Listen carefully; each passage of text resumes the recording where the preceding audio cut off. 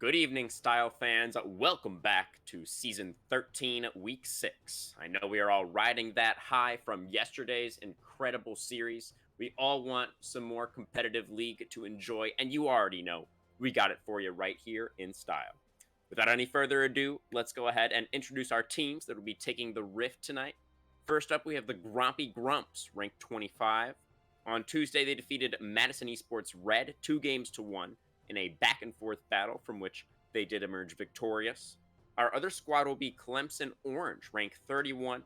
They took down Champlain Club Esports last Wednesday, very decisively, winning 3 games in a row. We've got Crewman and Shinkari on the call. How you doing tonight, sir? I'm doing real well. I mean, I'm excited to see these two teams duke it out. Grompy Grumps is definitely a stream favorite. We've had them on 3 times this season. Definitely a fun time to watch the Grompy Grumps on the Rift. Definitely a real fun team to cast as well. And Clemson Orange, this is their first time on stream as well. So, you know, you mentioned Champlain, and Champlain was a team that we casted on a little while ago as well. Definitely a pretty strong team to be taken down for sure. As we get into this, I mean, we have a lot of high-tier players. We have a couple master-tier players for Clemson here, and we have a lot of high diamond players for the Grompy Grumps here. And the Grompy Grumps are not a team to be trifled with for sure. Like you said, ranked 25, have been pretty successful on all the streams we've had them. I'm fairly certain they're like 2-0 on their streamed games. So this is certainly going to be an interesting match for sure. Maybe we'll get some world spice in here too, but you know, we are on patch 12.21. You know, there were 3 patches ahead of world's meta, so we'll see how much of the world's meta bleeds into this game and how much we're going to see of their own meta and how much we're going to see of the 12.21 meta work all together here. Absolutely. Well into the draft already here, Shinkari. We have banned away the Yone Jason Karma from the side of the Grumps. And over here from Clemson, we've removed the Jin Soraka and Rengar. Ornn, priority very high over here on the Grumps side for Anthony. And then it was answered with Draven Fiora. So the Fiora counter pick making a lot of sense there for Uns. We're gonna have to come up with another way to say that name, but the Draven lock-in, very interesting. What do you make of that early Draven priority? I mean, we've seen a lot of early priority onto 80 carries a whole lot this particular season of League of Legends, and Draven to me is, man, he's very spiky. He's a snowballer that, like, if you think about Jinx and Misfortune as snowballing 80 carries. Oh, hold on. Do we have a sneeze? Are we sneezing? Oh, God. Oh, God. I hate when your body is like, we're going to sneeze, and then we don't sneeze. Draven is a champion that is like a double snowballer, right? When he's up, he is so strong. He's so powerful. It's real tough to deal with the amount of raw damage that Draven can just output. But when he's down, he's really down. He just does not... He just does not scale as well as other people. He does not play well from behind. So Clemson Orange here just kind of looking the Grompy Grumps in the eye and say, hey, our bot lane is better than yours. We are going to win bot lane for sure, and then we're going to win the game off. I mean, I do have some additional context for us, actually, Shinkari. All of your points, of course, extremely potent there. But the Draven priority, I think, may be explained a little bit by the fact that Darko over here, the AD carry for Clemson, has more than 1,500 games on Draven this season. So, he does enjoy the Draven quite a bit. And it does make some more sense in that context. Answered by the Caitlyn, I think makes some sense as well. I'm not quite sure what the Caitlyn mastery is over there for Xenodrix, but able to outrange the Draven, be able to farm pretty comfortably in what can be very difficult. The prospect, of course, laning against a Draven can be a little bit frightening, but the Kindred Ivern matchup in the jungle is where we need to be turning our attention to next, Shinkari. Really a very fun one there. The Kindred, I think, does pair well with the Caitlyn. You know, the double marksman comp, Caitlyn going to create that lane priority, right? That Kindred can then use to potentially go for invades, can try to use to control the map. But Ivern, I do feel, is again a good response here from Clemson. You know, able to steal away those marks very, very quickly with the Ivern, and should be a really interesting jungle matchup to track. Yeah, for sure. I mean, it's definitely going to be, honestly, I would say the most complex jungle matchup that we've seen so far in style, just because Ivern doesn't exactly farm the camps. He just kind of walks to each of them, taps them, and then walks away and comes back to them later, right? And so we just have to keep our eyes on a couple things when it comes to the jungle. We're going to have to keep our eyes on where the kindred marks are and where Ivern is doing his pathing and where he is going, because he kind of has to go like back and forth to these particular camps here, unless he uses smite, right? That, in which case, like, the jungle camp is just completely gone in an instant, and it's really easy. What I think this Ivern does open up is what I really like about the Ivern pick here is it does open up just more heavy CC and a little bit more frontline to the support role, which is really great for the Nautilus here. The only problem is that this is going to be basically the only frontliner for Clemson here. So, Well, they now still have their granted, last pick. yeah, not exactly going to be too heavily countered, though. Morgana and Seraphine going to be locked in for Grompy Grumps here, and I think that's actually really toxic. I mean, holy moly. If Morgana was already, like, a really annoying champion to deal with, right? She has the longest CC in the game on a basic ability. Adding Seraphine on there as well is just even more potent, and I love the answer here by Clemson. The most picked champion at Worlds, Silas. Once again, locked in here. What a potent champion. You can take everyone off their comfort, and Silas can still weave his way into your comps, and it's just going to be just an awful time to deal with. Yeah, Waffle going for the Silas there on R5. Not something that he has an incredibly high number of games on or anything like that, but when you look over here at the other side at what the Grumps have put together, there's the Horn, the Kindred Ultimate, the Morgana, the Seraphine, all of these are going to be really, really great to hijack, so I think it is a pretty intelligent last pick coming through there. But yeah, some really exciting compositions. Overall, it seems like Clemson have some pretty good answers into what the Grumps were throwing at them. But what do you think overall about these compositions?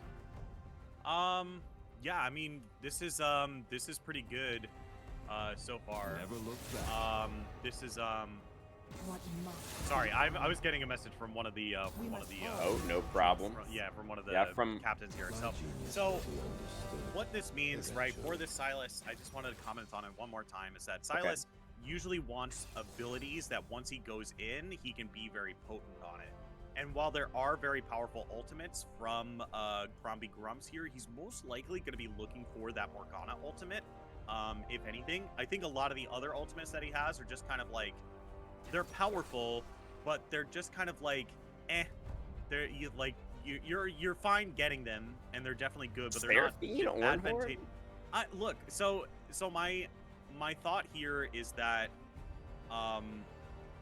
they're good for the team. They're not exactly good for Silas specifically. That's what I was getting at, right? Okay. So like having Lamb's Respite will definitely be able to keep your Draven alive in some circumstances, but you're not going to be looking for Kindred Ultimate every single time. Like if you just have your ultimate and you need to grab a safe ultimate or something that's good for you, then you're looking for Morgana or you're looking for like or something. But if you're like need something like last minute, like in the middle of a team fight, then yeah, you're looking for Seraphine.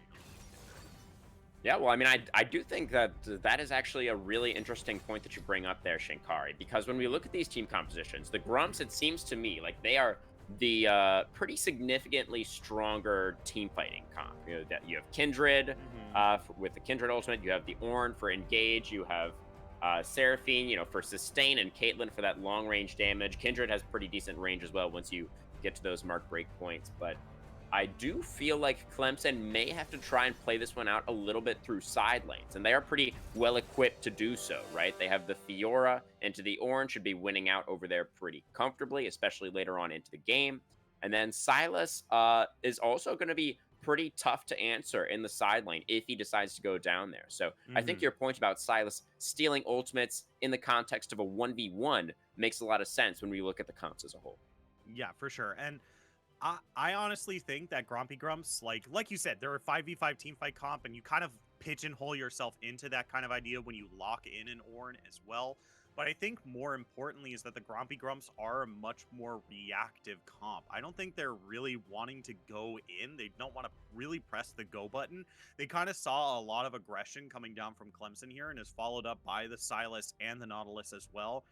And just wanted to answer a lot of that kind of like, hey, we have a go button, we're gonna go in and we're gonna dive you right. And this is why we locked in the Morgana and the Seraphine as well. Very good disengage tools, very good defensive options for when they see the dive in from the Nautilus, from the Ivern even, and from the Silas as well, and even the Fiora, right? There's a lot of go buttons on Clemson.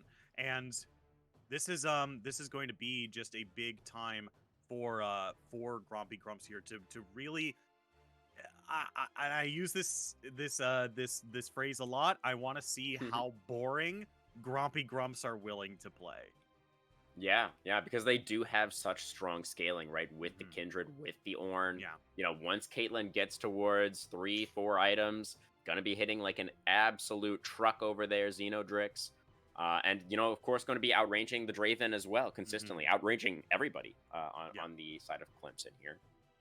So definitely, you know, looking for a pretty reserved strategy from the Grumps to sort of take it slow, scale up, get those items. But from the side of Clemson, you touched on it a little bit earlier, Shinkari. Draven is a champion that wants to win like extra. He wants to win ×2. I forget how you phrased it exactly. Yeah. But, So it's not that he wants to win ×2. It's just that when he's up, he's really up. Right. And when he's down, he's really down. Right. So Draven not only wants to get a lead, but kind of needs to get a lead, right, in order to be successful in these games. Now, Draven is slowly approaching the tier of champion that I like to call the Heimerdinger tier, where like Heimerdinger is a champion that, like, if you go onto like some websites that track like champion stats, it'd be like Heimerdinger is the most win rate champion. But you have to understand that like no one plays Heimerdinger, and like the people who do play Heimerdinger are like really good on Heimerdinger. And since no one plays Heimerdinger, you don't know how to play against Heimerdinger. And so now, not only are you good at Heimerdinger, the other person is bad at the matchup, so now you win double, right? People have not been playing a lot of Draven recently. So like the matchup knowledge might not be there, might be a little rusty, right? Which is why, you know, now that we have someone who has nearly 1,600 games on the champion, it's going to be a lot harder to win this lane. Yeah, absolutely. That is going to be something we need to keep in mind for sure. Going to be watching out for that Draven mastery. But Shinkari, we've got just a little bit over 30 seconds left on our spectator delay. Let's get a prediction from you for game number 1. Who's going to take it? Will it be the Grumps with a late game scaling team fight comp, or Clemson with their split push 1,500 insane mastery Draven composition? I'm gonna give it over to the Grompy Grumps. I like their composition a whole lot. I think it's pretty easy to execute on, and as long as they're able to kite, play back pretty far, and not get bursted down too quickly, they're able to extend these team fights and turn it into a W. All right, sounds good. Let's see if they can do it. It's going to be the last match of Style Esports Week 6 right after this.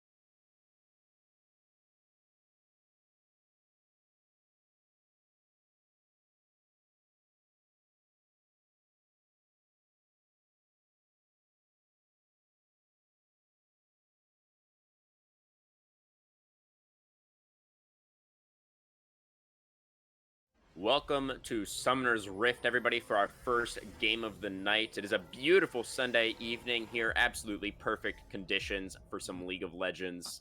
And we do, of course, have the Grumps moving in from the blue side, Clemson Orange on the red for our first game of the night. Clemson going for a little bit of a level 1 here, Shinkari. Nautilus leading the way. Debo looking for the dredge line. Not going to find too much with it, though.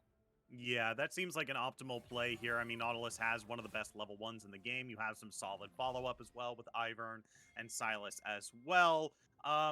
Looks like an easy time to just see if you can get an easy pick onto someone. There are rather squishy champions on the blue team as well, so seems really good. I think my only problem is that they decided to not throw any wards on the top half of the map here. I think they already spotted out Ornn, maybe, so I guess they don't feel like they don't need to, but still, just being able to throw out some wards and then maybe have Ivern back and swap it for a sweeper would have been a little bit nice, but yeah.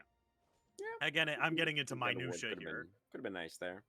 And yeah, definitely. I always appreciate when teams want to go for something, right? It's 90 seconds at the beginning of the game. If you don't do anything at all with those 90 seconds, yeah, I mean that seems like a little bit of a waste. But they did try. They didn't find anything. Not the end of the world either way. Did want to mention something that I noticed just now here, Shinkari. Anthony has Ignite teleport on Ornn.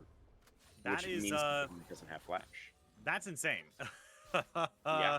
He wants to 1v1 this Fiora, Shinkari. Ooh, oh my god, the bow landed a dredge line very early on here. Darko going to throw a bunch of axes and do a whole lot of damage, which Draven loves to do at level 1. Stacked up that lethal tempo, was well able to get one more axe off at the back end of that trade. A lot of damage down onto this Caitlyn and Morgana lane, and that could be really significant, Shinkari, because now Caitlyn and Morgana are not going to be able to push the lane as they normally would want to do, and already Darko finding himself a slight early advantage here on this pick that he's so comfortable with.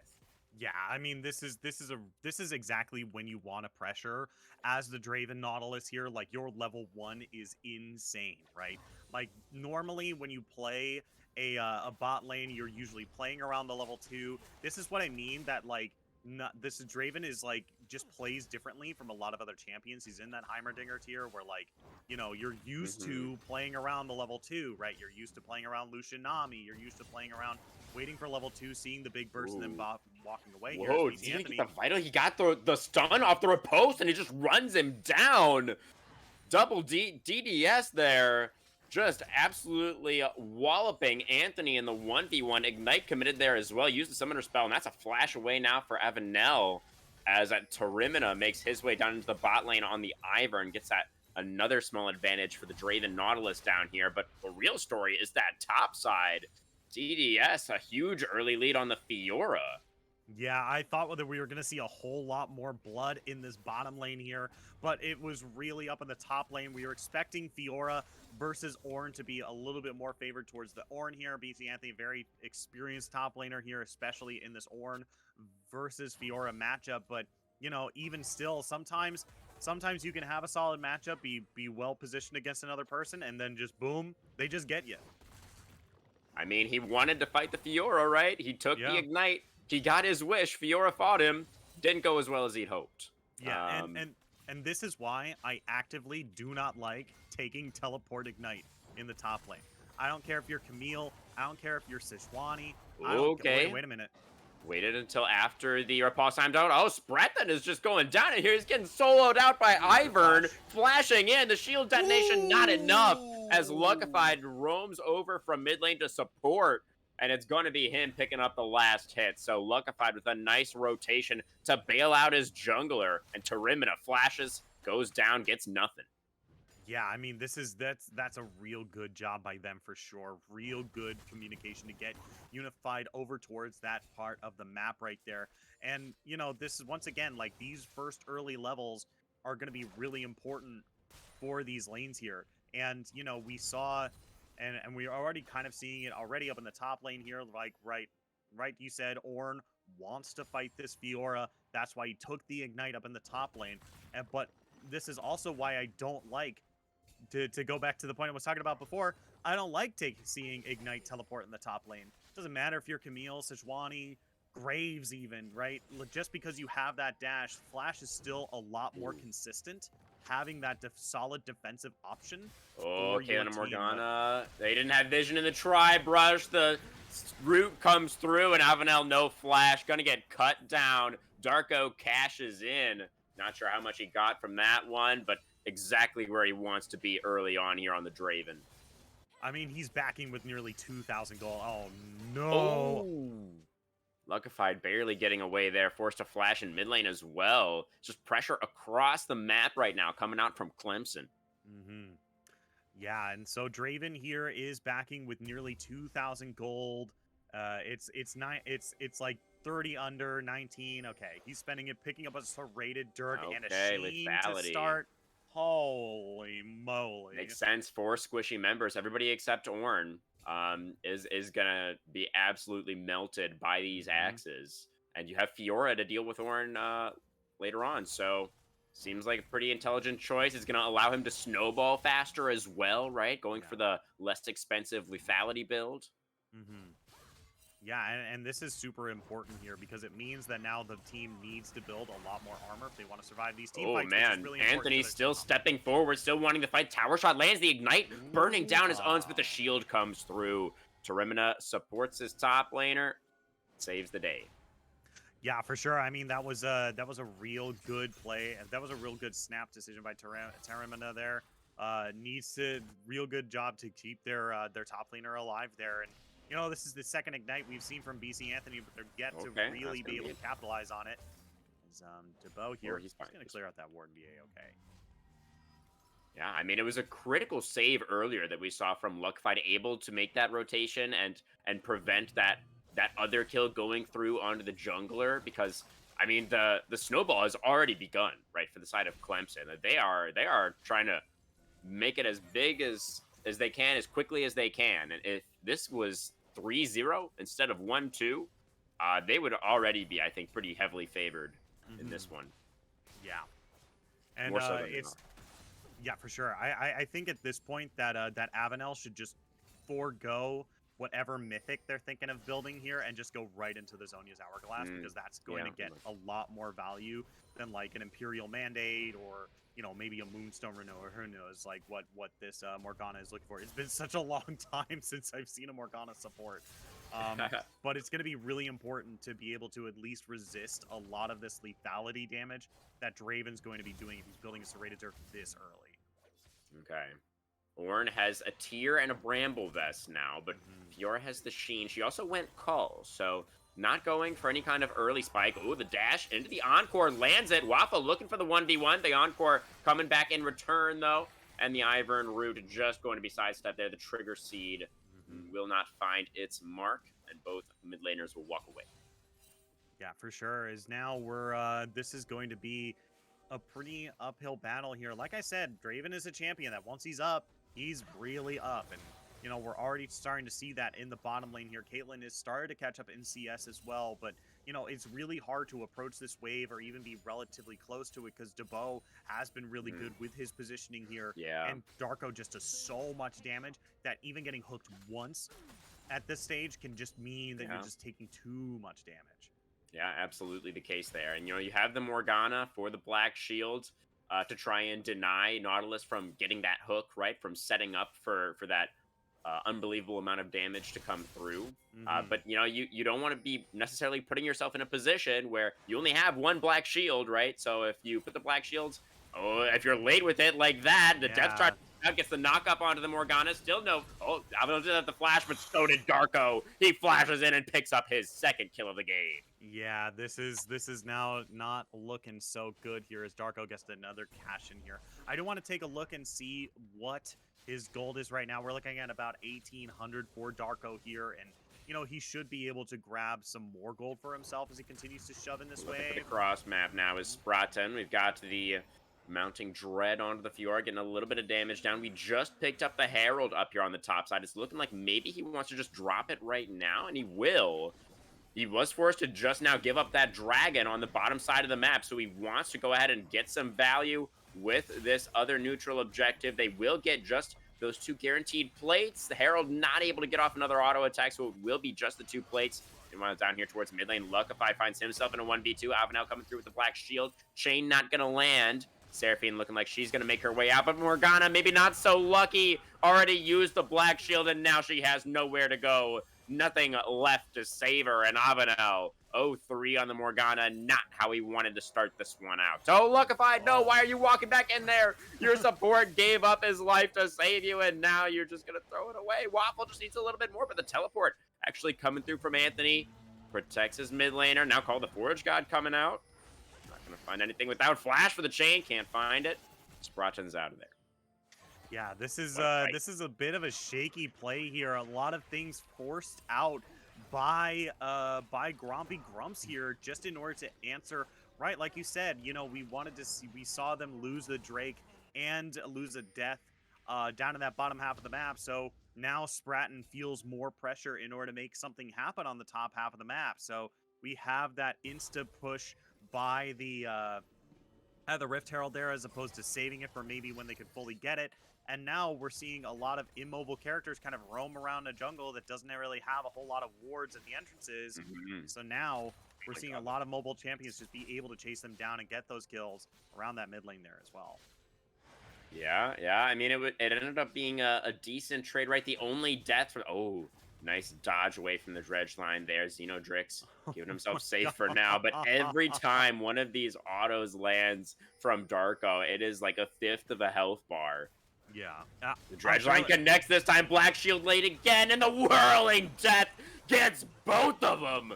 Darko is on pace to absolutely take over this game. Lamb's Respite is available. Nautilus already down, but Darko, I think he's got this one locked down. Spratton's going to try and look for the outplay, but one axe is going to seal the deal. It did take two, but Darko picks up number 5. 5-0 on the Draven. He is so far ahead, Shinkari. Yeah, it's tough. I was going to check the gold to see how much he cashed in with his passive there, but I think 3 kills is enough to give a whole lot over here. I mean, I don't even think you need to care about that. Yeah, he's even gonna get 610 local gold for the plates and the first turret as well. It's just too much here. This is what I mean. When Draven is up, he's really up. That was just an Essence Reaver, and Avenel died in 3 auto attacks, and now he's in trouble again. Oh, throwing out the Encore. Will connect onto the mid laner. Not able to follow it up, though. Nautilus wasn't quite in position. Didn't have the flash, only the Hex flash. My God. Draven just went back and bought an Eclipse with just a serrated Dirk, and then bought Berserker Greaves as well. Yeah. Yeah, he's... Yikes. Yikes. He has 2 items completed. Okay, Luckfight's okay for now. Waffle connecting the chainsaw onto the Kindred. Sprachan able to walk it out. But, yeah, the Draven has 2 items completed. Nobody on the side of the Grumps has even completed 1 item yet. Literally nobody on the entire team. And he has 2. So this is a nice little stat point that we brought up in the in-between game. So OPGG has this nice little thing that you can take a look at. Like if you're learning a particular champion, you can go to they'll link you to OPGGs of people who have played a lot of games of the particular champion. You can go take a look at the win rate, how they build and things like that, build paths and talents and stuff like that. Darko is listed on that little list of the top 5 players in terms of games played on Draven. He's number 2. Oh, not able to get the kill that time. The Mounting Dread coming out. The Encore connects. Just a little bit more damage. They get the shutdown. It goes onto the mid lane Seraphine. No, Dark Binding not going to connect, though. Dark DeBow going back in with the Dredge line. Picks up the double onto the Seraphine. And now DDS flashing in. Throwing down the Grand Challenge. Just needs to proc the last vital. But Anthony doing a great job there of sticking with his back to the wall, not allowing DDS to get that last vital proc and walking away with his life. But still, it's a 2-for-1 in the mid lane. But honestly, with the shutdown, kind of worth it for the Grumps, Shinkari. Yeah, I mean, it's definitely a good chunk of gold in their pockets here, but they're still down about 6,000 gold at this stage. And this is kind of the problem about a team comp like this.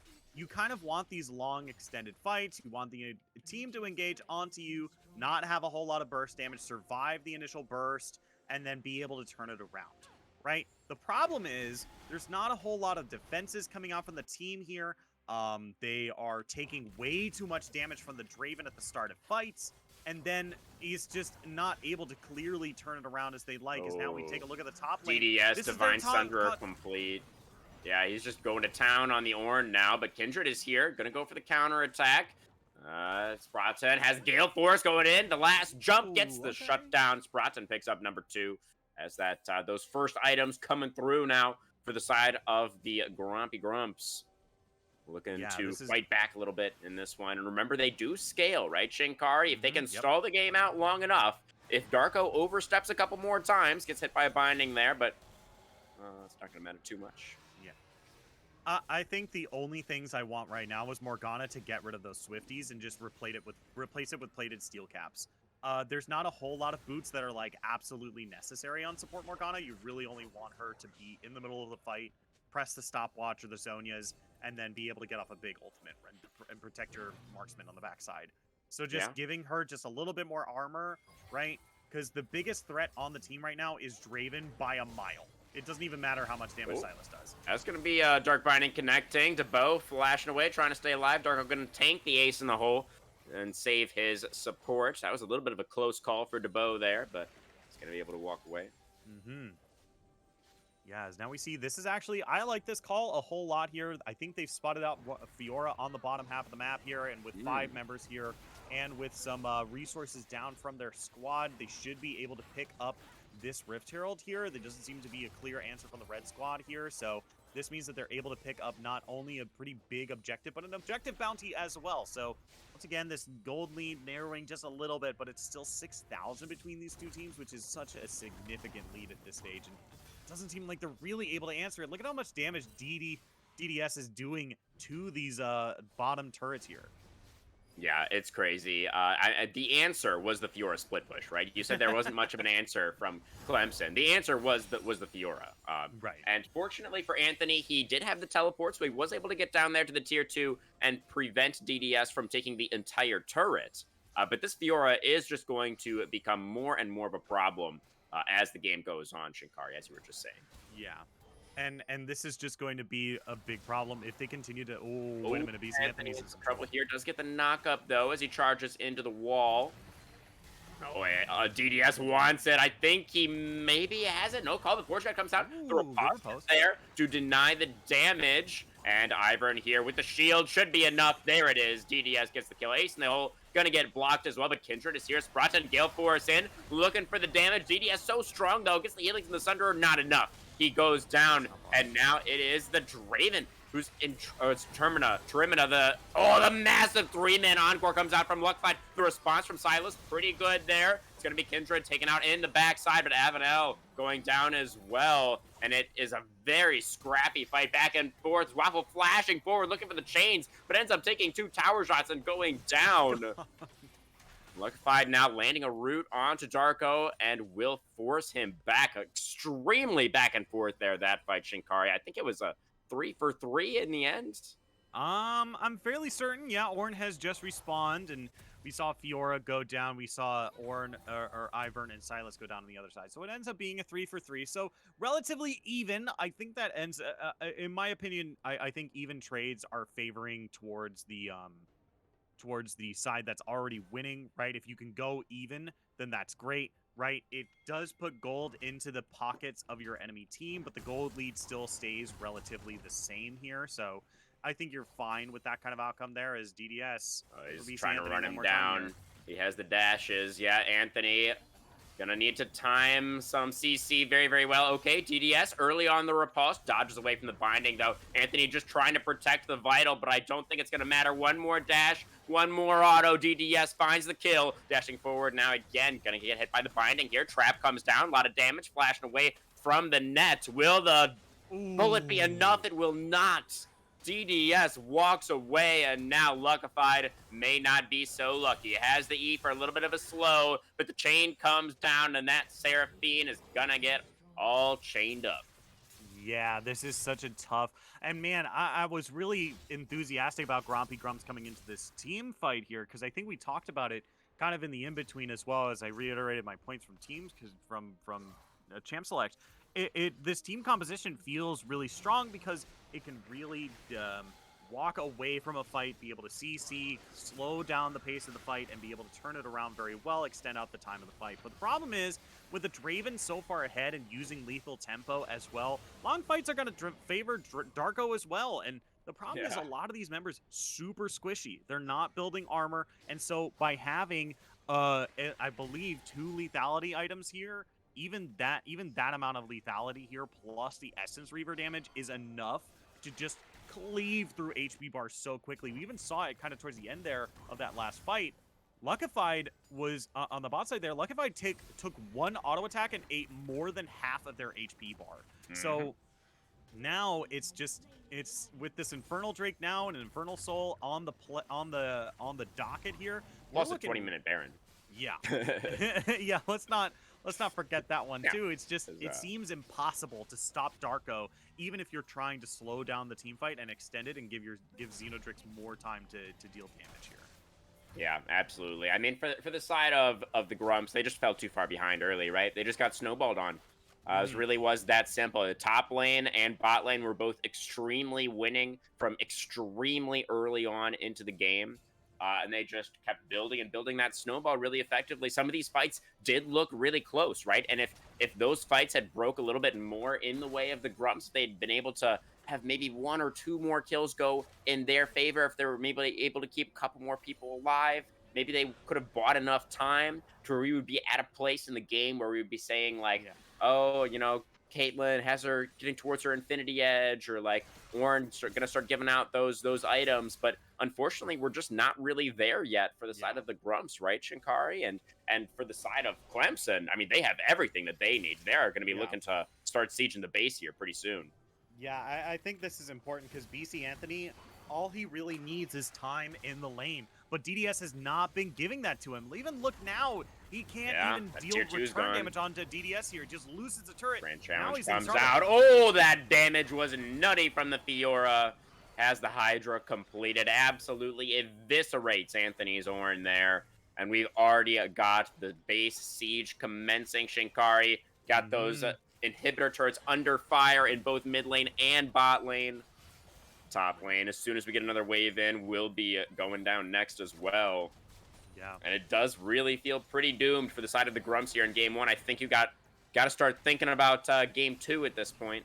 Yeah, we've way past reached the point where I'm like, okay, this game is no longer in a state that is winnable, right? It's usually around the 10,000 gold difference. We're at 13,000. 13,000 gold separates these two teams right now. This is a comedy of errors. Will probably get this game to a more winnable spot, but you'll still be behind. Yeah, right. Absolutely. That's what we're talking about here. It's going to be the mid lane inhibitor going down first. Top lane inhibitor extremely low as well. Fight breaking out. Now the Encore comes out onto Darko, but he has the cleanse. And he just throws an axe right in Seraphine's face. I guess he wasn't as much a fan of her music as maybe she had hoped. It's just going to be absolute domination in the base as Grompy Grumps get put into the meat grinder there. And it will be a game 1 in 24 minutes. Clemson, it doesn't get much more dominant than that. Yeah. I was taking a watch while you were commentating that last fight. Do you want to know how many auto attacks, about on average, Darko did to the enemy team in order to get those kills outside of Lamb's Respite? It was 2. It was 2. I watched him. I was watching him. Avenel was right in melee range. I saw him throw 1 at Luckified. He got a shield to heal him up a little bit. He was about to heal off the second hit of the W. Then he threw another auto attack and he died. Right? Luckified, their whole team took about 2 auto attacks to kill. And Darko just ran through that enemy team so incredibly quickly. Right? This is why it's important to, like, take down the Draven early and pick a lane that can really contest him early, because when he's up, and you saw him, all he needed was like 1 kill at the beginning of the game and a little bit of out farming the Caitlyn, and then suddenly he was unkillable. He was untouchable. You couldn't get close to him without taking too much damage and then dying. The League of Draven, baby. 12-1-2, 14.0 KDA. Darko on the Draven, his signature pick. actually was out damaged by his top laner in that one, DDS, with about 4,000 more damage there on the Fiora. Wasn't Well, quite as flashy with it, but certainly a very dominant performance from him as well. Fiora had more HP that she had to fight through. To be fair. Yeah. She more of a health bar to work through up Yeah, there for uh-huh. sure. No doubt about it. But yeah, I mean, I don't know if we really have all that much to say about game number one, Shinkari. I mean, it was kind of we had very clear win conditions for both teams coming out of draft, and 5 minutes into the game, it really seemed like one of those win conditions was gonna be much more likely to happen than the other, and that is pretty much how things did play out. Yeah, for sure. You have an MVP though for game number Oh, one over here for Clemson. Who was your most man, I mean, valuable? I have to go with the top laner on the Fiora. I think Okay, the biggest thing okay. that was Not gonna give it to keeping Darko. that might have keep the Grompy Grumps would have given like at least an insurance policy to make sure that they could get to the late game was the Ornn, right? I Hmm. think that's the biggest slon of thing of like, don't worry, we're scaling. It's Yeah, Ornn up in the top lane it is. is It like is. the Yeah, biggest champion Ornn of is like, scaling. hey, we're scaling, don't worry. But it just he was just never given the opportunity. He was just Yeah, always being forced to answer DDS, and DDS just had the answer every single time. yeah. I actually really like giving it to DDS here because we also know, right, that Anthony was actually really confident in this matchup. He felt like he was going to be able to actually win this lane and create an advantage up there against the Fiora. And the way that DDS was just able to shut him down and completely run over that top side of the map was definitely very, very impressive.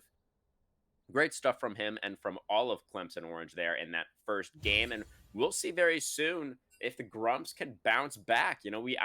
I know we both want to see something a little Mm-hmm. bit more competitive here for our second game of the night, Shinkari. So I'm hoping that they can maybe find the ban button for Draven. I think that could be a great place to Yeah, start. I think that might be step number one for sure.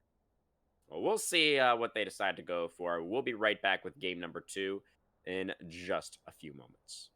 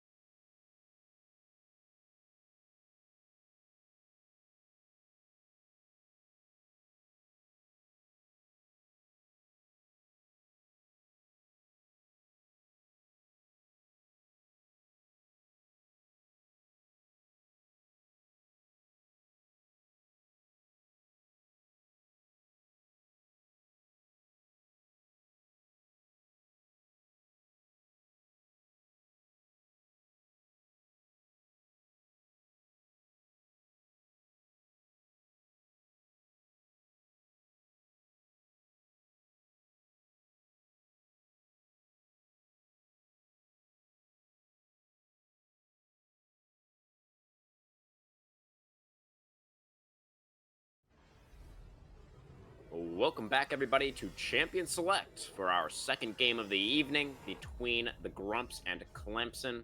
And great news, Shinkari, the Grumps were in fact able to find Draven in the champion list, and we have gone ahead and removed him from the possible choices that Darko could go for here in this second game. Yeah, for sure. I mean, luckily for Darko here, he has some significant numbers on some other champions as well.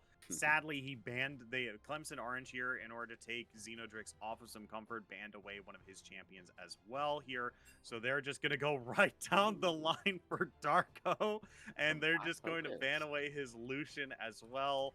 But man, I don't think you can really ban away Darko here. I think you should be careful about how many bans you throw that way, because he still has nearly 100 games on Misfortune. He's got 206 games on Senna. He's got a decent amount of games on Ezreal, Sivir, Kog'Maw, and Jinx as well. I don't think you should be throwing 3 bans towards him here, but yeah, this is definitely a good thing. Soraka being banned away from Grompy Grumps here. A lot of favoritism towards these comfort picks here, which, you know, not exactly a bad strategy, but there's still a lot of very powerful picks on the table for both of these teams still after all these bans. Absolutely. Lots of things still to consider. It looks like we may have a visual error potentially here. I don't see the third ban for the Grumps. They may have ran out of time. I'm not too sure. It looks like Fiora is going to be that third ban from the Grumps. So removing that other extremely powerful pick that Clemson was able to pilot in that first game, the other really dominant lane that they did have going. And then that's an Aurelion Soul ban. Yeah, so we talked about before champions in the Heimerdinger tier of this champion is really only good, has a high win rate because the people who know how to play them are really good on the champion, and people don't know how to play against them because no one plays them. That's Aurelion Sol as well. But I don't know if anybody on the side of the Grumps plays him. You say nobody plays him. I think that statement is unfortunately very true. So Pognometron actually plays the champion a decent amount. It's not his most played champion, but it is definitely something that he has played on stream and has been relatively successful with. Now, he has 49 games on the champion this season, but it's a 69% win rate. Nice. And which is something to at least take note of and be like, okay, this is something that we can ban away here, because a 70% win rate is like, you've got to look at it. If it's like only a few games, it's like, okay, whatever. But if it's like it's 50 games, then you're like, okay, well, maybe this is something we should ban here. Yeah. I actually did just realize here, Shinkari, that the side of the Grumps are going for a substitution here. For their second game. They have subbed out Spraton. They're moving Luckified, it looks like, into the jungle, and they're bringing in Pognometron for the mid lane. So that is where that Aurelion Soul ban was directed, but we're already well into the draft here for these actual lock-ins. It's going to be Ornn for Anthony once again, answered by the Yone for DDS that was banned away in game number 1. It was available now, opened up by those other bans that were demanded, and it's going to be the Caitlyn now for Darko, the pick that he was able to defeat from Xenodrix, now going to be in his hands. Rengar and Samira now. The answers for the Grumps, a very aggressive jungle and ADC. So they are going to be looking to change up their strategy significantly from last game. I do have an update that is actually supposed to be a Renata Glask and not a Rengar. My mistake. Of course. Yes. I mean, they're right next to each other. I'll give them a pass on this one. But yeah. Makes sense.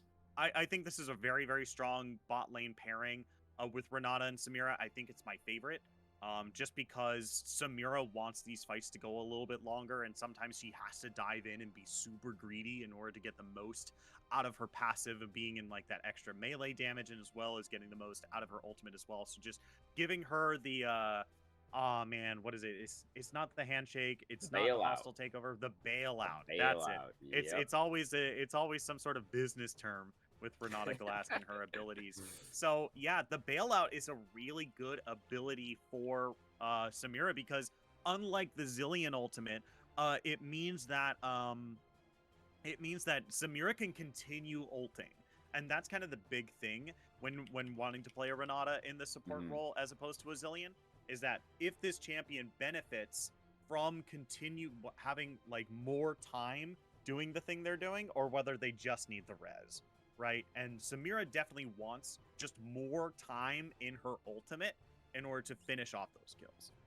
Yeah, absolutely. That's what the champion is all about, right? Stacking up those style points. Very applicable for the style league. Samira should get some kind of buff, honestly, whenever she's played in one of our official matches. But anyways, as the unofficial self-appointed flavor judge of Style Esports, I will have to say you do get some flavor points win for playing Samira in Style Esports. like you get just like a 1 stack at all times, just like as a baseline. It's like the old pirate buff, where it's like if Oh there my were more God, than yeah. one pirate on the map, you got like 1 AD. Yes, dude. Oh my God, it's too good, God. too good. Anyways, we are through the second phase of bans now. Yeah, back to some contemporary League of Legends here. We have a lot of mid lane focus coming out from the Grumps in the second phase, knowing, of course, that Yone is going into the top lane, so banning away the Syndra and the Akali from Waffle. Still has, potentially the Silas available if he wants to go back to that option. And some jungle bans removed from Luckify, trying to pressure him a little bit. The role swapper over here on the side of the Grumps. The Anivia, the Icebird, locked in now for Pognometron. Interesting choice there. Goes really well with the Ornn, goes less well with the Samira. I don't know. What do you make of that Anivia choice? It is blind. Yeah, I wonder if this is just Pognometron just wanting a relatively easy champion here.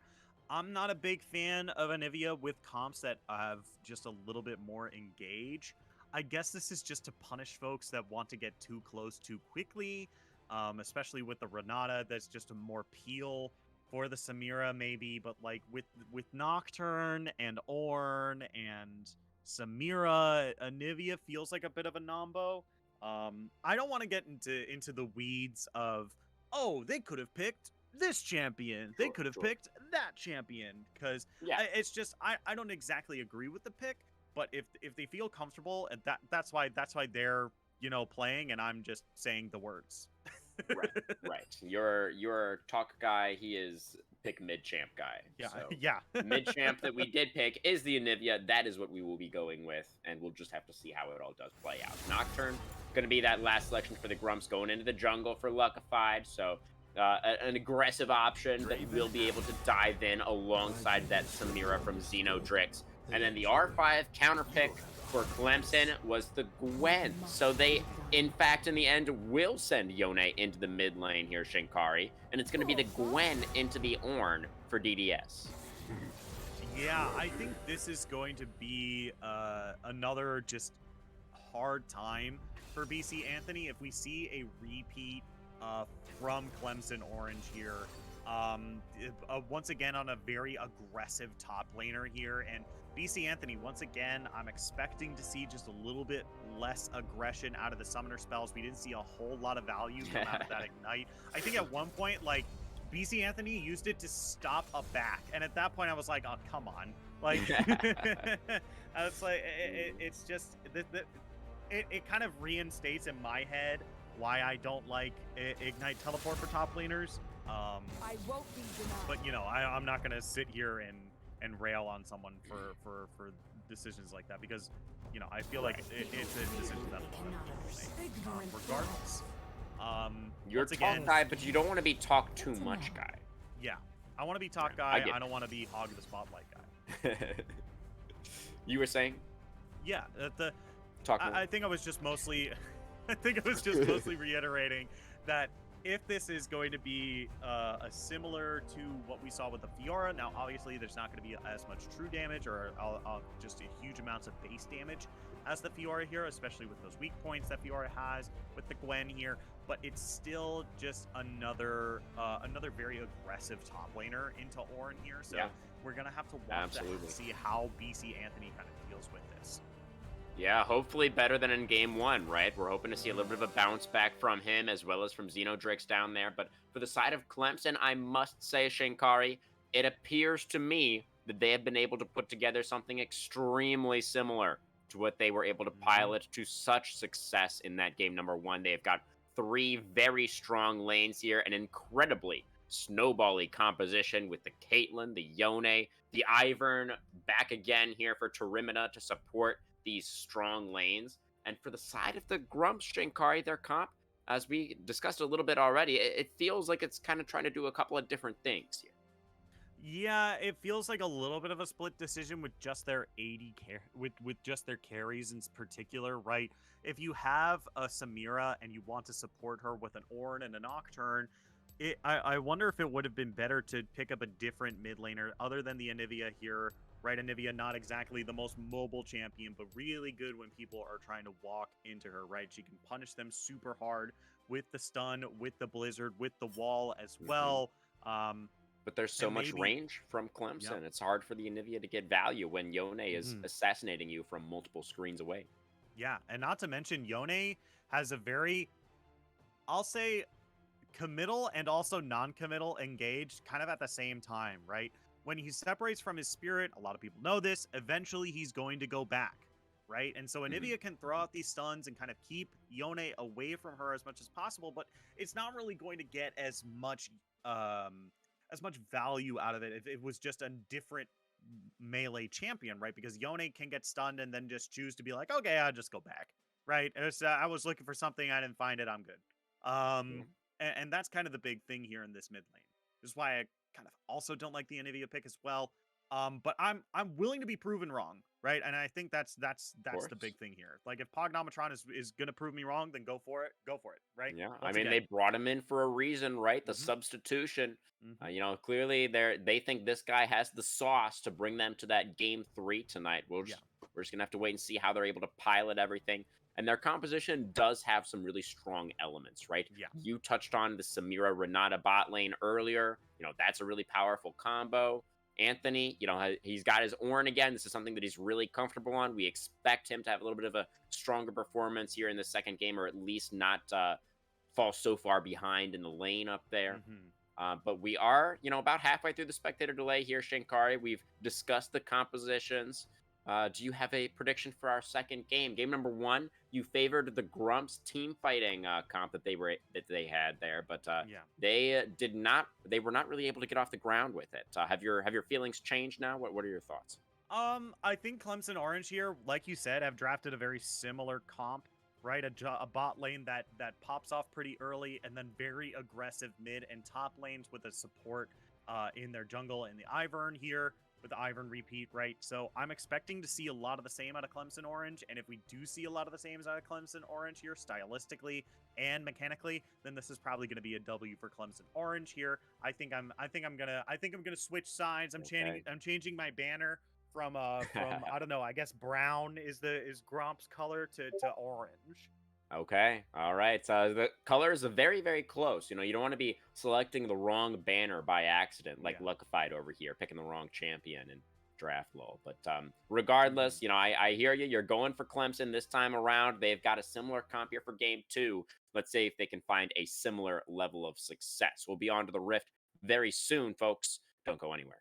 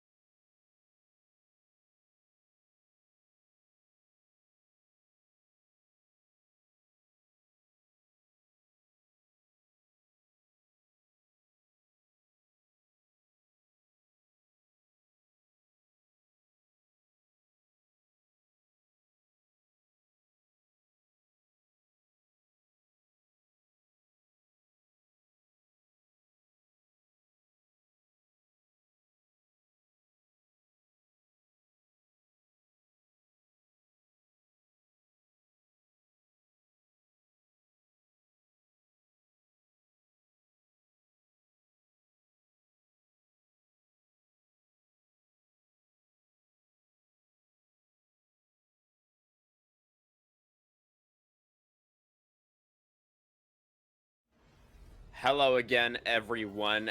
Thank you for joining us as we return to the Rift for our second game of the night. We have the same sides. We have the Grompy Grumps returning to blue, and Clemson still on the red. We have the substitution, Pognometron coming into the mid lane, Luckified moving to the jungle. He's on the Anivia. They're on the Anivia and the Nocturne. Definitely a scaling duo, very, very heavily scaling top side of the map here. Luckified moving in aggressively, looking for some early vision. Waffle going to spot out the invade coming through from the rest of the squad. Tarimina eating the worst end of that trade, but should be able to get out of there just fine. And Nocturne did get what he came for as he drops that ward onto the enemy red buff.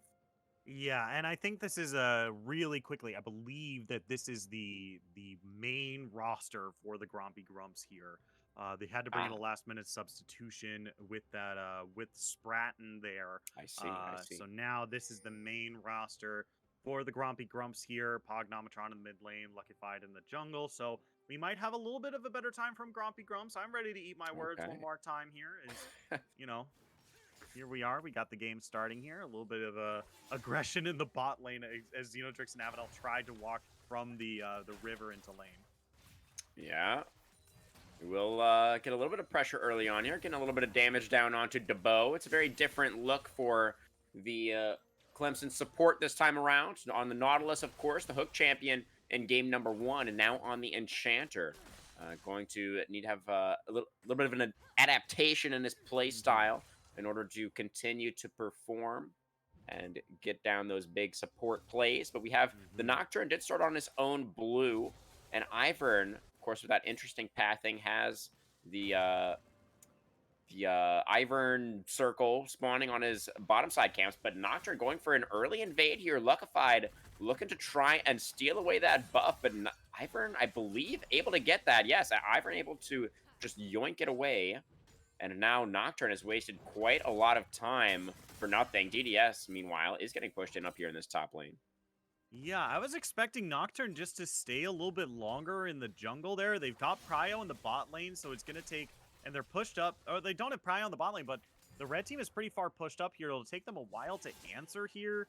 It was interesting to see Nocturne go and fight the Ivern, which makes sense, right? Like... Tarimino's looking for it onto Pognometron now. He's going to the mid lane, gets the flash, still lands the trigger seed, but not able to follow it up underneath the tower there. I thought for a second he was going to go for an invade and steal away Luckified's red buff. That would have been insane from Tarimina, but I think he actually wasn't sure where the Nocturne was. Now he knows as he finds Nocturne in the jungle. Who's going to get the crab? It's Nocturne. Luckified with the Q, able to pick up the Scuttle Crab, but he might lose his life. He's flashing away over the wall. Meanwhile, top lane, Anthony with the solo kill under the tower, but he does trade himself back. Now Tarimina is on the wrong side of the rift. Ivern trying to waltz his way out of here.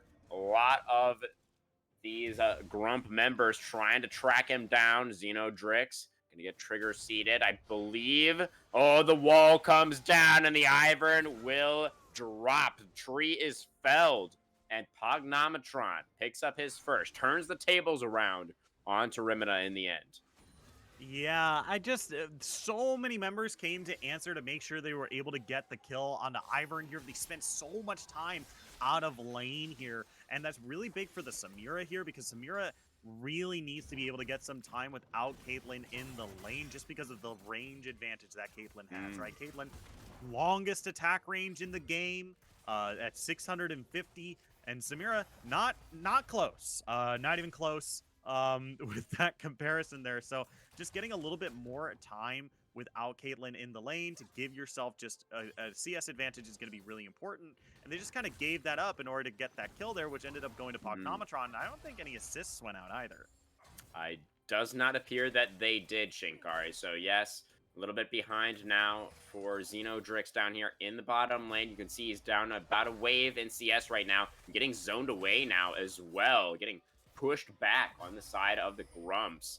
Kaylin and Morgana really starting to do work down there. Tarimina is a level up, and he has his top laner. Luckified's in a lot of trouble here. He uses the spell shield early. It doesn't accomplish a whole lot of anything, and it's going to be DDS picking up his second and looking to maybe build a lead over Anthony once again. I did want to give Anthony a quick shout out because clearly the confidence, right, not shaken after game number 1, looking for the solo kill under the tower, did actually find it, and I believe it was the Ornn who got first blood there.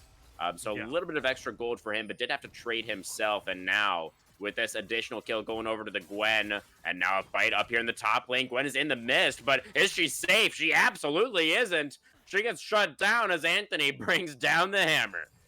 Yeah, and this is looking to be a little bit of a better lane than the Fiora here, right? Does not have the big, huge early damage that Fiora has, right? So it's definitely able for BC Anthony to really contest here. So this Ignite is going to get a lot more value here that we can definitely take a look at. It is the Ignite again, on. yeah. Yeah, he's doing it again. The binding comes so down. confident. That's a lot of damage onto the Renata. Bailout, not even used. Just goes ahead and hits the dirt. It's like, yeah, just get me straight into that death chamber. Want to respawn as quickly as possible. Binding connects again onto Xenodrix. Samira going to be pushed off the tower now as another wave crashes in, and Darko is once again looking like he is going to be so far ahead early on here. Only 6.5 minutes in, looking to pick up his second turret plate potentially. Yeah, and this is going to be a top lane. We get in the fight Waffle heading up here with the Yone. Maybe feeling like DDS, feeling like he's actually not winning out in this matchup against the Ornn, and having to call for his mid laner to do a little bit of a lane swap there for the side of Clemson. Yeah, so the thing I wanted to note here, oh, wait a minute. Okay, Luckified. Still only level 4. Will find a Debo recalling, and the collapse comes through. They surround them from all sides as the Renata comes down from the Tri-Brush as well. And now Darko will drop next. It's a double for Pognometron on the Anivia. And he is really going to be far ahead now. He is slingshot ahead with those kills. Yeah, 3-0 at this stage of the game is pretty solid. And now, even with this lane swap here, still has some solid CS to their lane opponent here. Now, it's a little bit different. It's hard to say whether or not Waffle is ahead or not. Oh, the charge is underneath the tower. Anthony gets the kill. He will again sacrifice himself for the deed. But Anthony, I mean, he keeps denying CS, right? When he kills him underneath the tower like that, I think you got to call Worth. Yeah.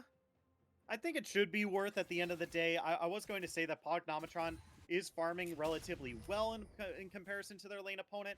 Now, I have to basically compare them to Gwen because I wasn't sure what the CS was before the lane swap. So, like, it's definitely a good position for him to be in at 3 kills up and also with the CS lead as well. So, it's definitely definitely a really good spot for the Anivia as well. The problem is, I don't think there have been a whole lot of assists going around. So, like, a lot of gold is on the Anivia right now. And this gold is in the favor of Clemson right now, which is a pretty big problem. If all of your gold is loaded onto one person and you don't have a lead, that's kind of doubly an issue here. Well, I mean, I will say Ornn actually has a lot of gold as well. Anthony has been picking up the money up here, and he has moved his way into the mid lane now. He wants to continue actually matching, or he was trying to match the Gwen potentially. Able to get a nice grass proc off there as Yone snaps back to the body. But it's a huge lead for Darko again, right? The Caitlyn is very, very strong against the Samira, left in the 1v1 now.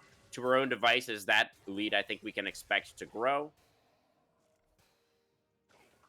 But Yeah, it is sure. interesting, right? I mean, the Anivia Ornn are, you know, they have that sort of that similar scaling potential as what we saw last game, called the Forge God coming out in mid. Nocturne looking to make something happen here, but Waffle dodges away from the initial knockup, uses the Fate Seal down to try to get underneath the tower, but the Fear comes down, and Luckified able to get the kill. Another death now onto the Yone. It's Ivern trying to make something happen down here in the bottom lane. Samira dashing through the support to get to safety. Flashing forward, the ace in the hole coming out. The flash for Avenel blocks the shot. Excellent support play coming out there from the Grumps, and they're able to get their AD carry out safely. Yeah, I think that's the best case scenario for what's happening in the spot lane here. We're sure to see first turret falling in just a moment here, but this is just so incredibly tough. Oh, we also saw Ivern steal away the red buff on the bottom side for the blue team here as well. So that's going to be something to watch here, is trying to stop the back. Not going to be able to do it this time, as Nocturne continually trying to get the Rift Herald on the top half as well. Anthony proxying behind the tier 1 tower there and then just recalling like between the towers is What a so Chad. greedy. What a Chad, and Waffle not able to stop him. So he gets away with it. He gets off the fast recall. He's going straight back up to top lane there to pick up the wave. And Pognometron, you can see, is so strong right now. He has the Sorcerer shoes and the tier on top of the Lost Chapter. But it will be the first dragon going over to Clemson. It's pretty late, almost 11 minutes in, Shinkari, before they pick that one up, as DDS maybe in trouble again here. 50% HP. Anthony trying to walk him down. Has the brittle proc. Gwen running out of HP. The Ignite comes down just for the clean finish. Anthony, another solo kill. 4-2 now on the Ornn. Yeah, I mean, this is looking like a significantly better game for the aggressive take of the Ignite here up in the top lane here. BC Anthony not wasting any time. Snap back into the storm. He has the Q3 to just barely dash out of it. Yeah, and once again, BC Anthony up in the top lane here. He has the Swifties, right? Oh! He charges in, gets the knock-up Paranoia over the top. So much damage, and Darko is just gone. He never knew what hit him. Anthony and Luckified making it happen in the top side, but now will the punish come through? DDS here with the TP, as you say. Tarimina here for the support, and Gwen gets the first shutdown. Anthony got a bounty on his head as well. He's got the Renata here. The support comes through. He's going to have a bailout available. The Ignite comes down. The bailout, is he going to get it? He's not. Gwen with another shutdown, and now Waffle making his way in with a double fate sealed. Avanel with a sliver of health trying to walk it out. Pognometron flashing away. No health or mana on the Ice Phoenix either. And Tarimina flashing forward with the Trigger Seed gets a third kill, as it's Clemson with a huge punish in their own jungle.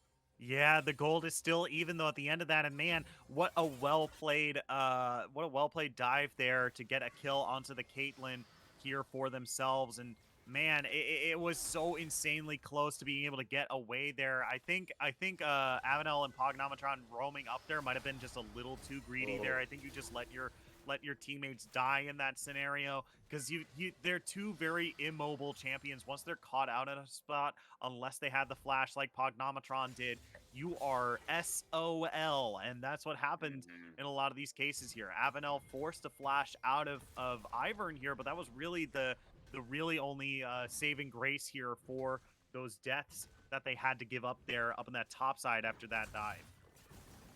Yeah.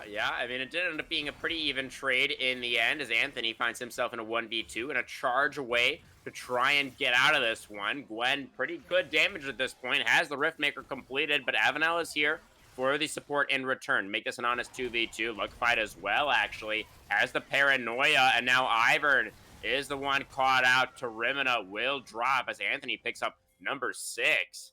And the collapse stronger there from the Grumps. They look a little bit more coordinated now as a team, Shinkari. Maybe this is due to the fact that this is the starting roster, as you were saying, as we started off the second game here. Yeah. And it's the starting roster. Everyone's in some comfort as well. Debo is in some trouble though. Goes golden. Yeah, buying some time. The Dark Binding not going to connect, though, and one more auto will finish him off. Oh, man, it's the Renata E. Avanel picks up the last hit. Now Paranoia coming out. Where's the Nocturne going? I think he's going into the mid lane. DDS is able to pick up a kill on the top side as Anthony oversteps, but they are able to get a kill onto the Darko man himself once again. He does drop Yone flying in there, able to get to the passive from Anivia, but not much more. 1-for-1 across the map there, Shinkari, as the Ornn and the Caitlyn are the two casualties. Luckified now in the enemy jungle. Sees the mid laner and will just walk away, I think. Wants to maybe steal away the blue, actually. But Morgana's going to spot this one out. Waffle over the wall as well. Has the Fate sealed if he wants to go for it, but maybe thinking he doesn't quite have enough damage, will let the Nocturne escape.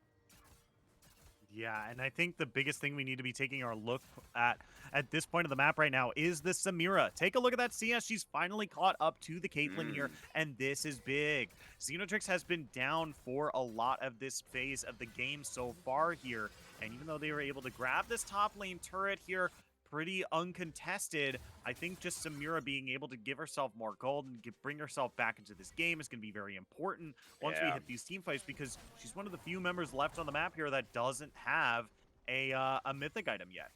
Right. Absolutely right there. Gonna really be looking to complete that one. It's too late before the dragon spawns, though. This is the second dragon of the game. It is a Hextech dragon. It'll be here in just under 20 seconds. We see the teams starting to group up now around the river. DDS still in the top lane, no TP. So it doesn't look like he's going to be playing for this one. Rest of the team, though, Darko in the mid lane, getting some priority. Got Tarimina in the river as well. Side of the Grumps moving in now, looking to claim some vision for themselves and clear out that control ward immediately. Debo on the flank, gonna get spotted out. Binding, spell shielded by Luckified. Good reaction time there. Trigger Seed connects. Follow up. Yeah, it looks like just clearing out some wards. Xenodrake's able to survive there after Rione has to return to the soul, but this is a lot of what needs to happen right now after Samira fell behind that could be big. The binding connects. Opens a flash away, though. Anthony is the difference maker. He's making his way in from the mid lane. Gets the double knock up with the call. The Forge got into Bo now. Has no way out. He's going to get taken out first. Anthony pretty low, though. Can DDS turn it around? He can. The Gwen picked up the shutdown. She got the money, and she won the fight. It's going to be Darko with the double to finish it off. And now Waffle will make his way back into the pit. It's going to be a very comfortable Dragon secure for the side of Clemson, and they are coming back strong now in this game. Yeah, they're finally able to I was going to say finally able to get themselves a lead, but this is a pretty big team fight win for them here. It does mean that they can continue stacking Drakes. The earliest Dragon Soul I believe we'll see is around 30 or 27 minutes or 26 minutes. Yeah. So this is also an Infernal Soul as well. Again, with such an aggressive comp that they have, right? They have 3 damage dealers on this team here, and a mage and an enchanter, right? There's no really a whole lot of tanks. They're just going, we're just gonna kill you, kind of team here. With that Infernal Soul heal, it does mean that they can snowball ahead across. Oh my God! Don't worry, Darko. So no much one's value, yeah. It's just going to be a whole lot of offensive stats that I don't know that the other team is going to be able to deal with here. Because you take a look at what they're building, we'll see a little bit of a bruiser build come out of Nocturne, and we'll see some defensives coming out of Anivia. But for the most part, like there's no big. There's only one tank, right? It's Ornn, and that's it. Yeah, absolutely. They have the scaling, but once again, Shinkari, they're in danger of getting snowballed on. So the Dragons are starting to get stacked. The gold pretty even for now, but it really feels like the side of Clemson is starting to build up some momentum. Luckified, though, is close to level 11. Pretty big spike for the Nocturne. Big increase on the range of your ultimate there. So still some things to play for. We did get the shield bow completion for Xenodrix, so he does now have his mythic item. But Yone also scaling up, has his own shield bow as well. Yeah, the biggest thing about that shield bow is just having access to the bloodline shield, right? And that additional healing as well. So Samira being able to dive into these fights means that they can have just a little bit more protection when that happens. If they get dropped low, right, it gives a little bit more time for Avenel to react with that, with the bailout here in order to make sure that they can continue fighting in this comp. But once again, I just have to see it from Xenodrix here because I feel like they've been behind. We haven't been able to actually see them, actually play the game because they've just been behind and just kind of conceding a whole lot in that bot lane. Yeah, absolutely. Still trying to farm up on the Samira. Pognometron and Anthony, of course, are really strong right now. Anthony wants to continue fighting back against the Gwen. He has the Ignite right now. DDS also extremely strong, though. Has the 2-item completion, including the Gnasher's Tooth. But that's a nice combo. Gets the knock up. Has the Burn Up Rock available. Gets the auto attack. But Anthony takes a turret shot for it. I don't know if that was worthwhile. He goes down, but the Paranoia will allow Luckified to answer back. So I believe that was actually, it was a shutdown going over to Ornn, the Ignite. Picking up the last hit there for Anthony.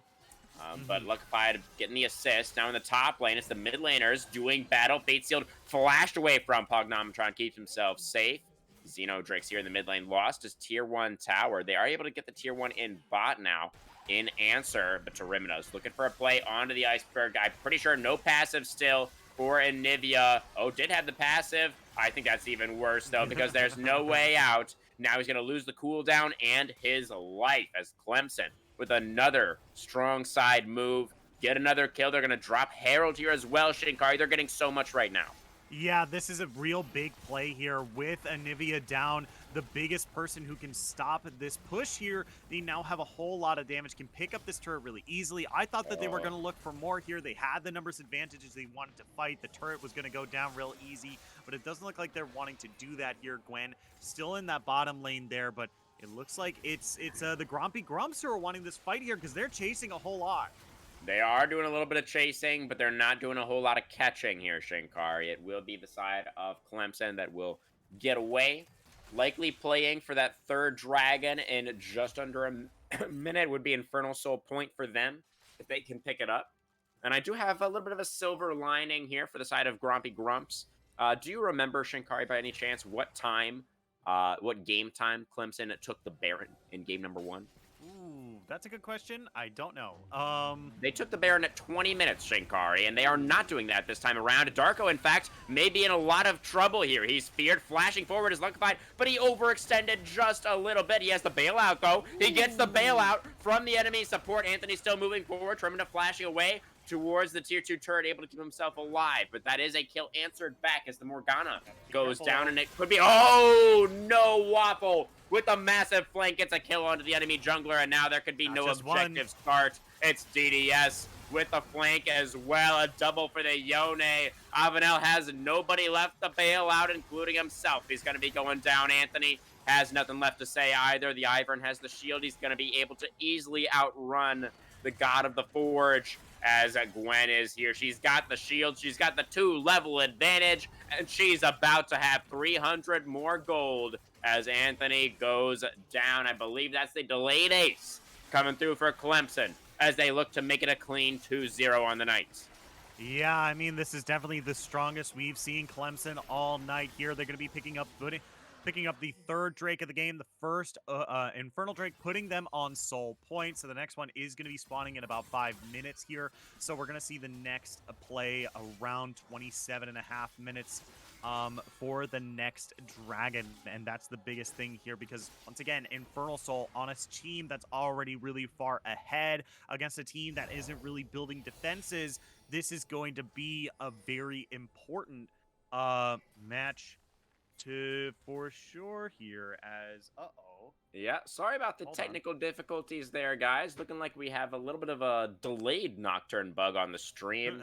Oops. I'm gonna try and walk us through what's going on as best as I can.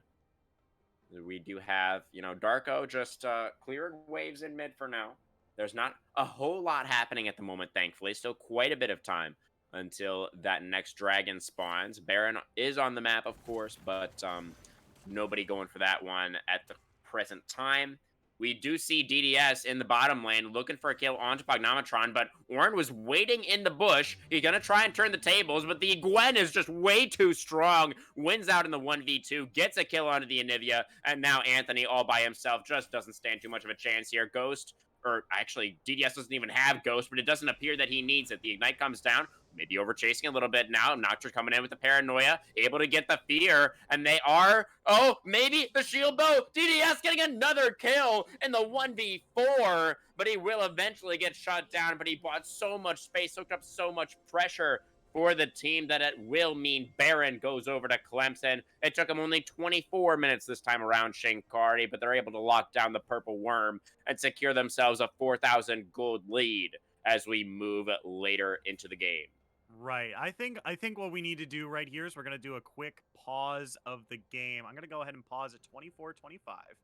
And that's where we're going to pause the game for just a moment here. As some of you folks on stream will notice, we have a little bit of a visual bug here going on in our game. So we're just going to really quickly we're gonna have to have someone go and manually help that fix that up really quickly here. Sorry to turn the lights on in Space Mountain, but wouldn't be a stream on Twitch.tv without a little bit of a technical difficulty here. So a lot has happened in the past couple minutes here. Oh, it looks like I was gonna say we could even go back a little bit farther, potentially, Yeah. Shinkari, and you could Yeah. walk us through it maybe a little bit, like replay style? Yeah. We could definitely do that. Let's bring it back to 23:45 or 23:30 or something. 23:30 sounds about right. Let's Yeah, do that. Spectate. Maybe 23:15 so we can see like the start of that fight as DDS is going for the 1v2. Yeah, for sure. 23:15 sounds wonderful. Let's see. 23:15. I might have to 3, 4, 5. Okay, I'm at 23:15. I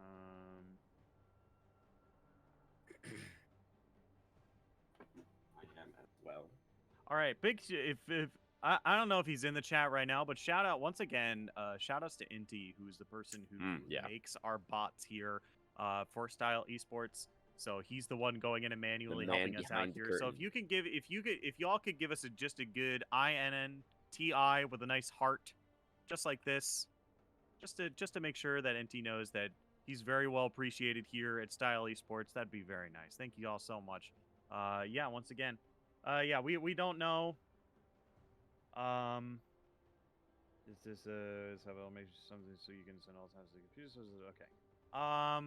Yeah, I mean this is something we're doing really quick here, so it should be up to go in just a second here. So we're just going to sync ourselves up and then bring it back into the game where we're just gonna do some replay style stuff in just a second.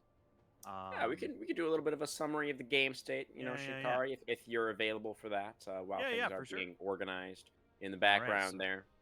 So here we go. We're gonna press play on go. Okay. Here we go. 3, 2, 1, go. 16. Okay. Yeah. So we're taking a look at the game right now as it stands. We're about 23-20 into the game. It's just looking, once again, we're in a tough situation for the Grompy Grumps here. This is where DDS goes off. Yeah, DDS is popping off here. We got some good CC from Anthony here, but Pognometron has already just taken too much damage at the start here. Yeah. Real good Zanya's Hourglass from DDS means that he doesn't have to tank the R2. Good positioning away from the wall there means he doesn't get knocked up. This is just, once again, real good. Answer coming in from Nocturne here. Going to be able to get the return kill, but maybe BC Anthony just gets a little too close. And DDS, once again, we're showing that how far behind Xenodrix has been this whole game here. Comes in and doesn't really have a whole lot of items in comparison to the Gwen here. And even though they're able to walk away with a kill, Xenodrix still just being behind here means that they have to pay for it with their life. So at the end of the day, they're still walking away 1 for 1 when they wanted to go for something 1 for 0. Maybe put something finally into Xenodrix's pockets. Well, it was a 2 for 1. DDS got 2 in the 1v4, and then and did get shut down, of course, but also got his team Baron. So massive play out of the top laner here. Our MVP, right, for game number 1, continuing to perform. And now with Baron and Caitlyn on your team, that's a very straightforward game plan. Darko's just going to look to walk towards that enemy base, start chopping down some towers, and we're just going to keep on building this gold lead. It's really seems like the Grumps may be up against it now, Shinkari, as already, you know, the gold lead over 4,000, comfortably over 4,000 there. And we got the 2-item spike for Yone. The 3-item spike is going to be pretty imminent for Caitlyn. I'm not sure what that extra dagger is doing in the inventory, but I assume the BF sword will turn into an Infinity Edge in the relatively near future. Yeah, it's just really tough right now because your 80 carry is so far behind in comparison to the other one in Samira. It seems like this whole team is mostly built around Samira, but now it's Pognometron is the one who has to be the main carry for the team here. And when we see Samira, she's mostly just by herself trying to catch up, trying to get more gold, and not really participating in these fights as much as Grompy Grumps would like. And that's especially difficult, right? Because even coming out of Champ Select, we were discussing the limitations of the Anivia into the enemy composition here, as that is Tarimina in some trouble, forced to flash away. The hostile takeover gets some berserk damage down, and now the paranoia coming out. It's going to be Debo going down first at the start of the fight, but here comes DDS off from the flank. He gets the first kill. They've already turned it around. It's the side of Clemson completely taking over in the fight. Anthony, the only survivor, but not for long, as Gwen goes under the tower, and that, I think, will do it, Shinkari. The ace at the base, And in 26 minutes, it's Clemson with a very dominant 2-0 victory over the Grumps. Higher ranked than them in the power rankings, but maybe not for long because Clemson looks really, really strong here. Yeah, I mean, this was a really, really strong showing from the Clemson for sure here. The biggest note for me was I feel like a vast majority of this game was spent with kind of the crucial member of the team here to kind of like meld all of this AoE CC, all these AoE slows were all here in order to set up Xenodrix for success. But Xenodrix had to spend so much time farming and getting themselves back up to snuff with the rest of the team. We even Never really saw got there. towards that fight with DDS at the bottom side there. Xenodrix kind of dives in looking for that last bit of damage in order to secure a kill, but Xenodrix had 3 items. Like the post game screen we see right now, DDS hadn't backed and bought any new items. You know, had the Riftmaker, had the Zonia's Hourglass, had the Nashor's Tooth, and the only thing that Xenodrix had to their name was the Immortal Shield Bow and like a BF sword. You know, something that would be okay at maybe 15 minutes, maybe 16 minutes, maybe 12 if you're lucky. But this was 26:40, the end of the game, when we finally saw a second item from the Samira here and finally able to see some kills on the board as well. It just took way, way, way, way, way too long for Xenodrix to get that 2-item power spike or even just to come online in general for the rest of the team to kind of be built around them here. And by then, the game was over. Yeah, that definitely is how things ended up playing out. You know, silver linings for the Grumps. Anthony definitely had a much better game 2 than he had in game number 1 there. Really able to redeem himself a little bit. Not able to get the win, unfortunately, but able to find many, many kills in the side lane and had some good game sense as well around when to group. I loved him shadowing Pognometron in the bot lane there for when DDS was pushing up. They were able to get that kill onto the Gwen. Unfortunately, they had to call even more people over, which meant that they were completely unable to contest the Baron. But yeah, overall, you know, Anthony, much better performance. Pognometron, pretty strong there on the Anivia. Not able to carry the game though. Just felt like maybe it wasn't the champion that he needed. That he was, right. if he was really going to be the one carrying the game. You know, as you were just discussing, they needed that Samir to come online, and Xenodrix just fell too far behind down there once again in the bot lane, unfortunately. But for the side of Clemson, you know, as we said, it's a great showing. Are you just gonna? Do we just have to give DDS the double MVP tonight? I don't know if it's DDS this time. I think I want to give it over to maybe Waffle, right? Okay. Because DDS had a little bit of a weaker showing this time around, and still they're 15-5, right? But that was mostly after the laning phase had basically ended, and like the matchup against Ornn was like a lot less favored, and they weren't able to do a whole lot. That's true. But I have to shout out Waffle just a little bit here because, you know, the heads up play to just kind of swap lanes and put Waffle in kind of a bad scenario in order because, you know, BC Anthony had already been so far ahead, has some solid defenses, and there's not a whole lot that Yone can do against Ornn in order to basically give up a matchup where he was basically doing fine in order to give Gwen a little bit more time to get to that powerful status, right? To give Gwen a little bit of an advantage in the lane.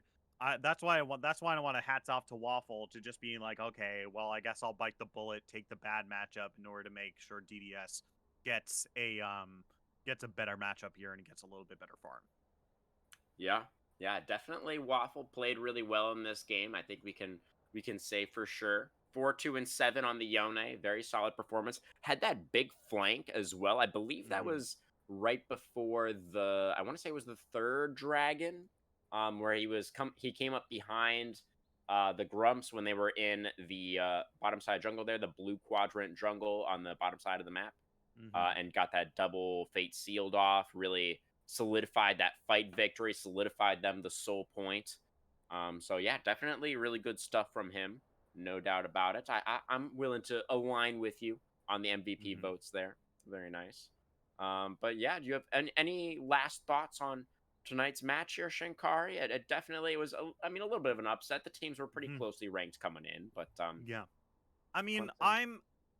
this is a really good showing from Clemson Orange here. I think Yeah, if you move forward against this team here, you really have to pay attention to Darko in the bot lane here and definitely. DDS in the top. There doesn't it seems like and not a lot of teams will have this, but it just seems like the weak side is the mid lane, right? Waffle, while they are playing well and doing a good job, they're not like the most stellar person on the team and only very rarely have some kind of big highlight moments for themselves.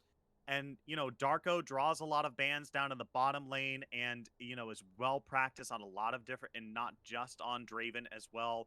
And then DDS up in the top lane plays aggressive really, really well. There doesn't seem to be like a top laner that was banned away from them that was like particularly defensive, right? Like a Sejuani or a Maokai, right? It was all like, how do we play around this Fiora? How do we play around this Gwen, right? Yeah. And taking a look at their match history as well, we're seeing a very strong, aggressive top laner. We're seeing a bot laner that's drawing a lot of bans, and a jungler that's able to build around them as well.